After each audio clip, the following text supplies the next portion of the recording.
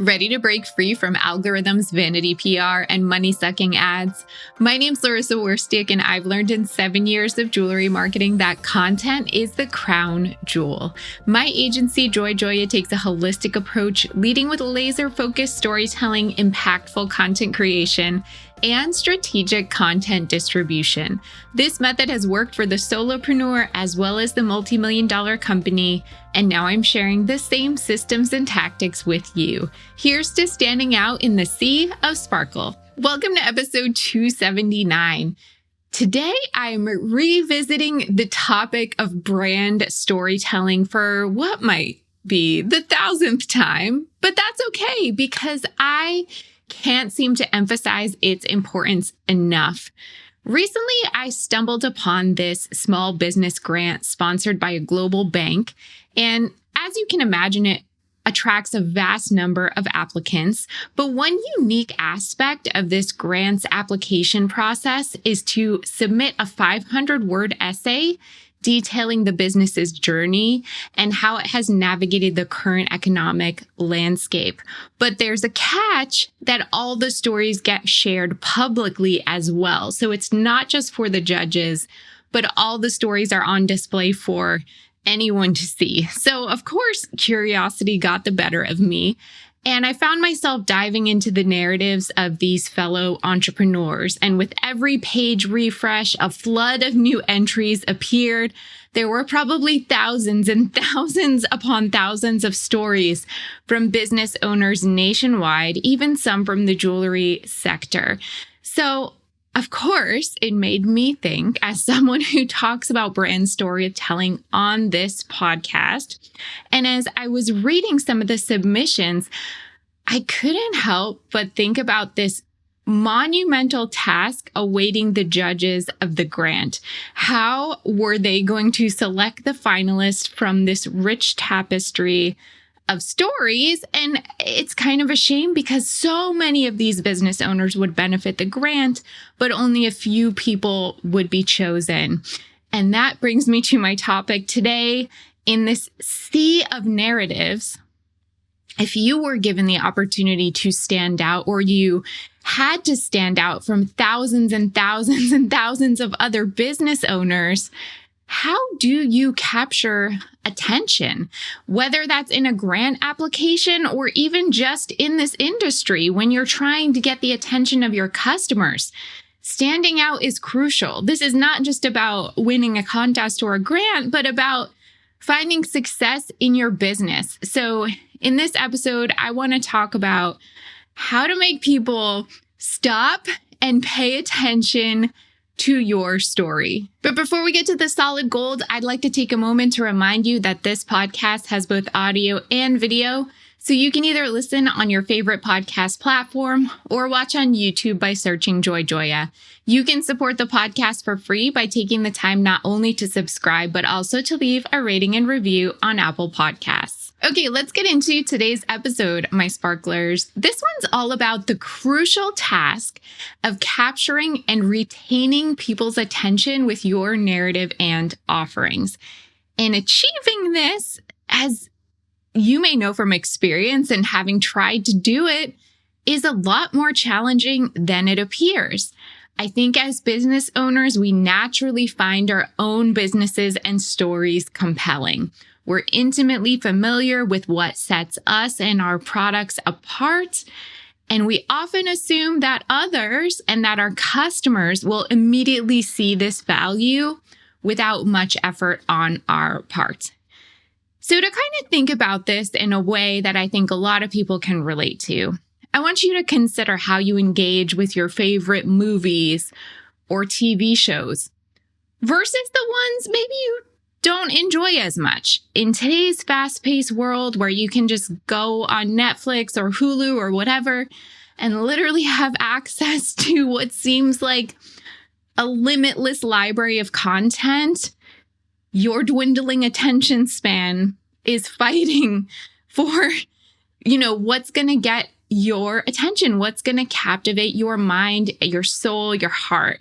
And so If something doesn't immediately capture your interest, you'll likely quickly move on because there's so many other alternatives available at your fingertips. So I want you to think about, even when you're watching TV, when you're watching a movie, when you're scrolling on social media, what makes certain content irresistible to you? And what makes you just click away, lose interest, and go do something else? And can you think of any commonalities about those things that really capture your interest versus the things that don't? And reflecting on that, are there things that can maybe help you tell your own story? Share your vision, share your mission more effectively so that people don't just keep scrolling, click away, lose interest, get distracted, etc. There's actually a ton of research on people's attention spans, and it's kind of shocking to learn about it. There are studies happening at UC Irvine. There's this one professor who has been researching attention spans for more than 20 years. So this person started at the onset of the digital era. And 20 years ago, the average ability for a person to focus on a single screen lasted 2.5 minutes, which even that doesn't seem like very much. But today, 20 years later, that span has reduced to merely 47 seconds. And not only that, but if you get distracted, it could take up to a half hour to recover from that distraction. And I say all of this because if you're a jewelry brand with a digital focus and you sell online and you market online, this only emphasizes the importance of engaging your audience from the get-go, right away. Immediate engagement is key, or you just risk losing interest. It's a hard pill to swallow. Nobody likes it. Nobody likes knowing that our attention spans are basically nothing. It sucks, but that's the reality that you're dealing with when you are trying to tell your story in this noisy environment. So what can you do? I think you really have to kind of take a creative writing approach to your brand story. Even though your brand story is a business, you have to think more creatively. Creative writing as in your favorite, most compelling novel, your most compelling TV show, most compelling movie. What are the things about that we can bring into our own brand storytelling, again, to get someone really invested and want to pay attention? And I do happen to know a thing or two about this because I have a master's degree in creative writing. And I used to teach the subject. And one thing I remember about teaching beginner students who were learning how to tell a story is the first impulse that people have is to tell a story as a linear recount of reality. So from the actual beginning to an actual end. But here's the thing, reality, your Monday, from when you wake up to when you go to sleep, it tends to unfold in a really mundane, predictable sequence, and that can be super dull if it's narrated in a straightforward way.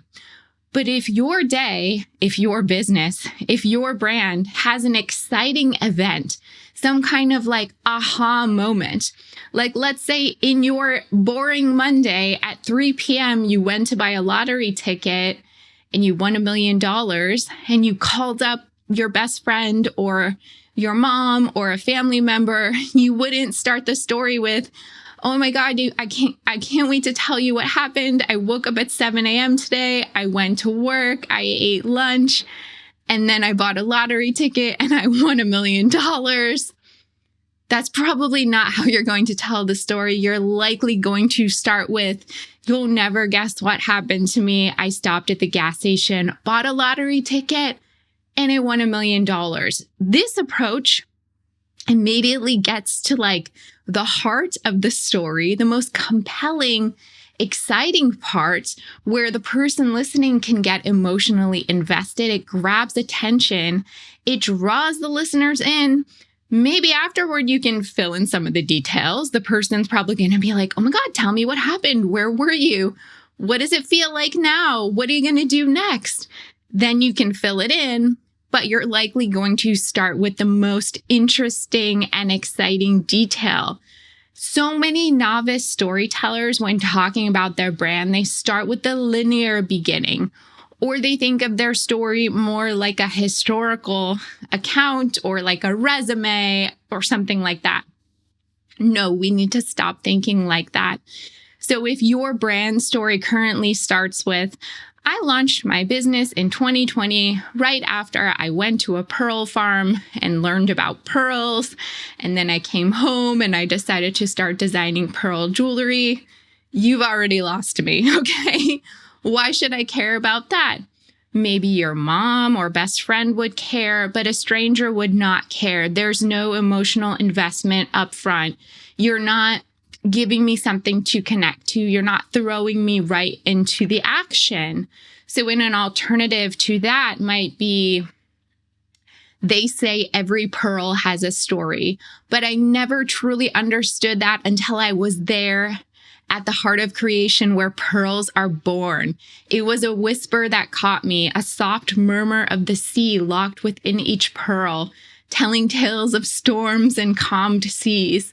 And that whisper turned into a roar in my heart, driving me to share these stories, not just as ornaments, but as symbols of the journey every soul undertakes. Now that example, maybe a little bit more flowery, maybe a little bit more over the top. Maybe it's not aligned with your particular brand voice, but it throws you right into the action. Gives me a reason to care. It intrigues me. What are you talking about? Why are you so excited about this? Where are you? I want to know more. And it also gives me a reason to care because now I'm wondering about these beautiful symbols of the journey of life. So it connects back to, why should other people care? Unless you're applying for a job, and even then, no one wants to read your resume in narrative form. You have to find an angle that will interest someone right away. And your degree, your past jobs, they're not going to do that. The thing is, you'll have to rewrite this story numerous times. And the first line you put in your rough draft is 100% not going to be the first line you end up with. I know this from experience. I know this from teaching many students storytelling. And I find that that beginning is the hardest part to nail. It's the thing that will change the most as you dig into your story more deeply. Of course, you need to start somewhere when you're doing this, so don't agonize too much about getting it perfect, but know it's going to change in future versions and be open to that in the process of trying to make this story really interesting and compelling. So what is this story? What should it actually look like? And where should it live? So regardless of your business, you definitely need this one universal brand narrative, the story of your brand. This can maybe start as an internal document that you keep with your business plan, with your brand strategy, but then it will be repurposed again and again in various ways. It should be as long as it takes for you to tell your story, but also not so long that it's boring and says too much. It should just tell the parts of the story that are the most relevant and interesting to your target audience. And once you have this all documented in one place and you feel really good about it and you feel like you're catching the emotional elements and really hitting on the most exciting parts, then you can use it in a number of ways. So one version can be maybe your About Us page copy on your website.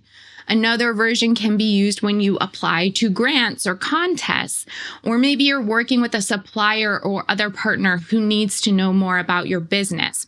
And then small parts of it can be distilled out for blog posts, for email marketing copy, and for social media marketing copy. So to get you started on this journey, what are some ways that you can grip someone right away with your story? I have some specific tactics for you. Number one, put the audience right in the action. So again, think of movies or TV shows that literally insert you right at the beginning, in the first second, in the middle of the action, before they explain too much. And you feel like someone literally grabbed your hand and like pulled you into something. You don't even know what's going on.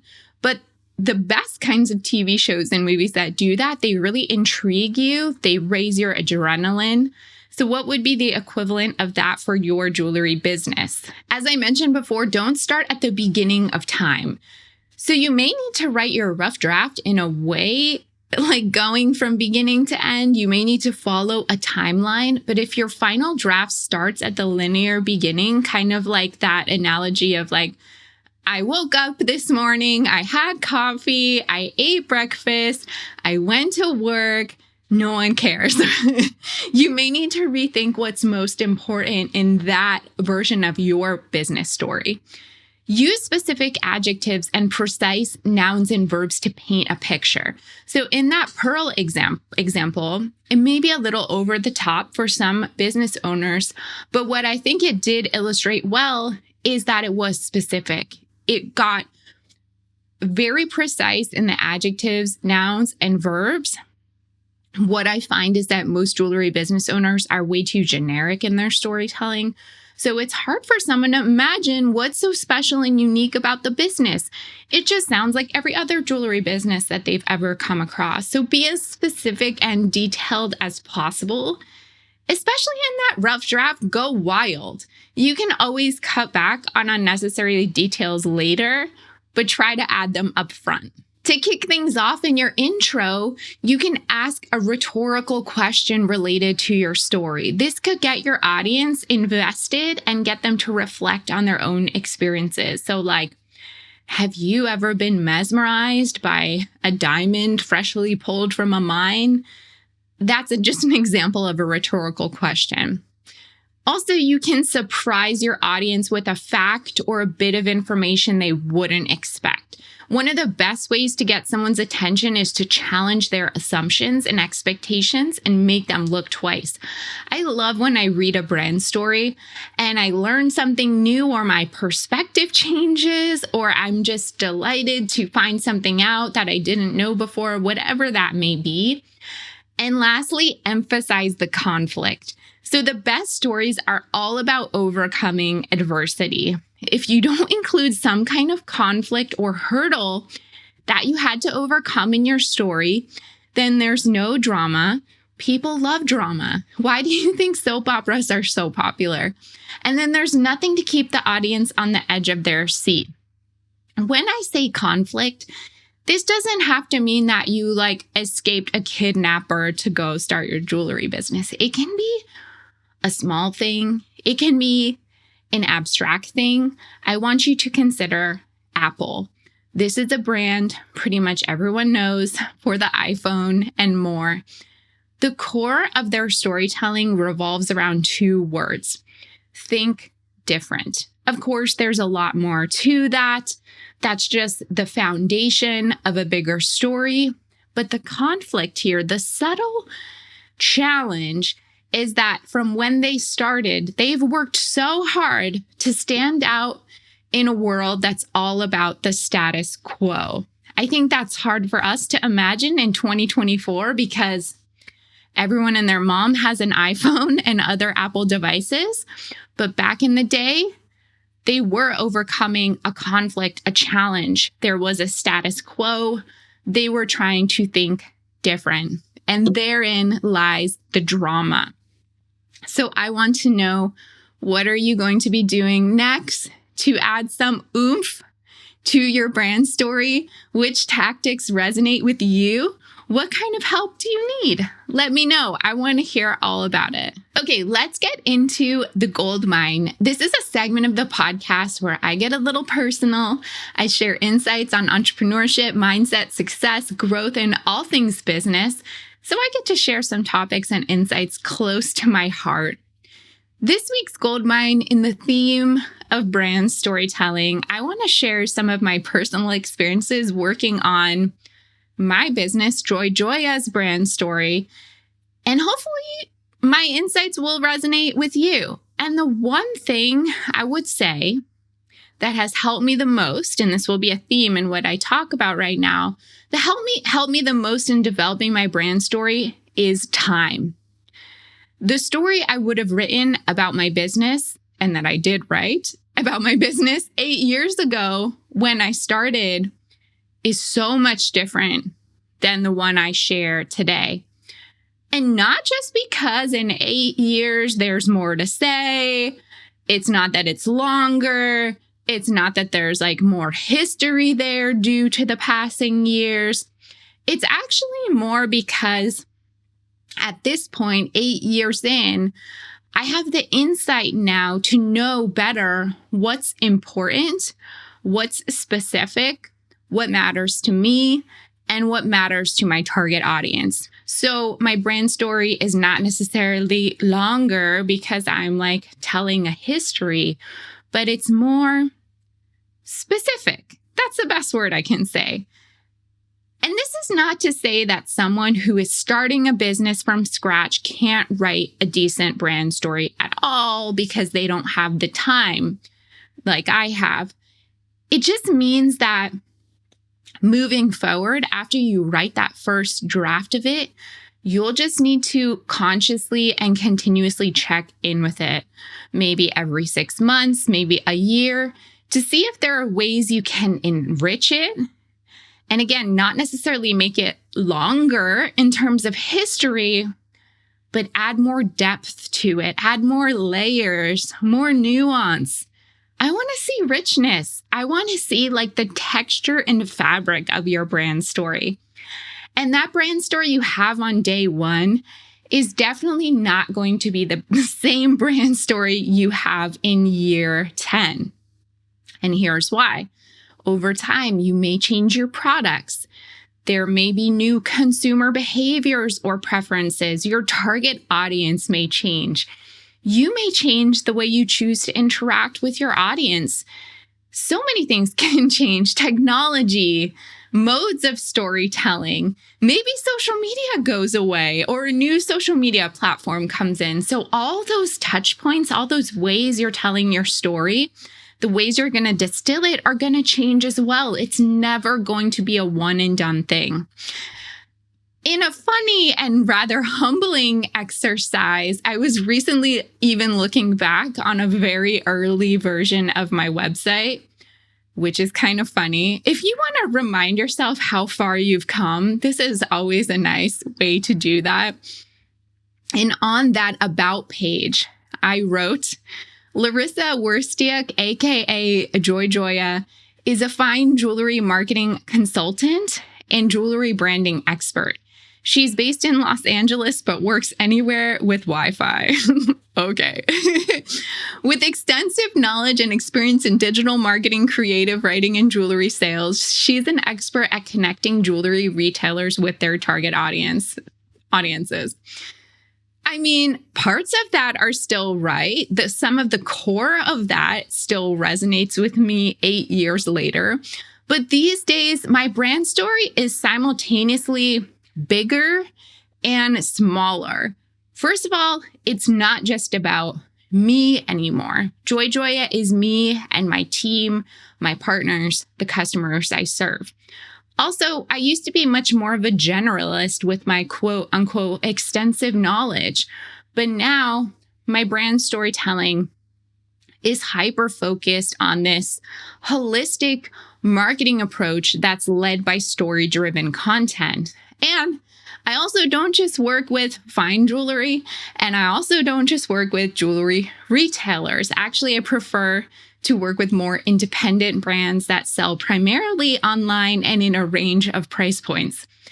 And my story is so much more than just the narrative itself, like that blurb. But over the 8 years, my story becomes everything I'm sharing and putting out in the world and how consistently I show up and share it.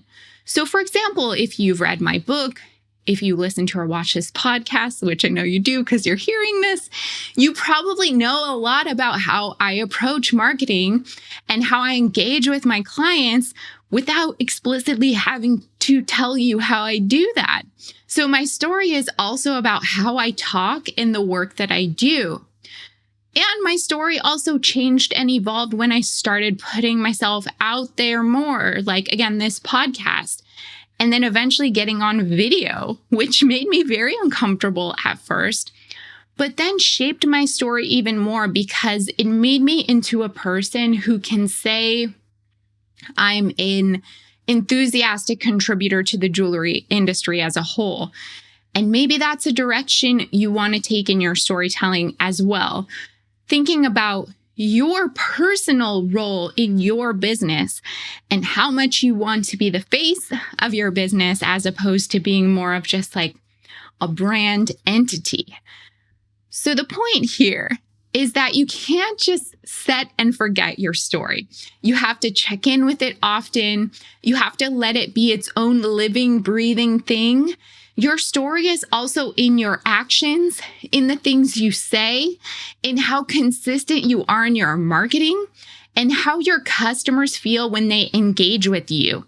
Not just when they view your products on your website or in your store, but also if they have an issue, when they see your content, as they go through the purchase experience. I also think your story is not just about how you engage with your customers, but also with other people who work with you, including contractors, employees, vendors, other collaborators, etc. Because every way that you and your brand put yourself and itself out there in the world shapes the story of what you are and what you will become. What do you think about that? When was the last time you reconsidered your story? Drop me a message via Instagram DM, leave a review on the podcast, or comment on YouTube. Let's talk about it. Did you have questions about today's episode? You can always email me Larissa, that's LARYSSA @joyjoya.com. If you love this podcast, please share it with a friend who'd appreciate it. And don't forget to subscribe, as well as leave a review on Apple Podcasts. If you're completely new to digital marketing, then you'll want to purchase and read a copy of my book, Jewelry Marketing Joy. Visit joyjoya.com/book for more information.